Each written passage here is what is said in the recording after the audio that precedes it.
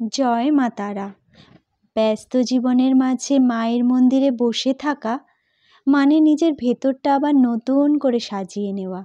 মন্দিরের ঘণ্টাধ্বনি শুধু শব্দ নয়, যেন মনকে জাগিয়ে তোলার একটা সংকেত। যার হৃদয়ে মা তারা আছেন, তার কাছে দুঃখও মাথা নিচু করে। নিজের কর্তব্য করো, বাকিটা মায়ের হাতে ছেড়ে দাও।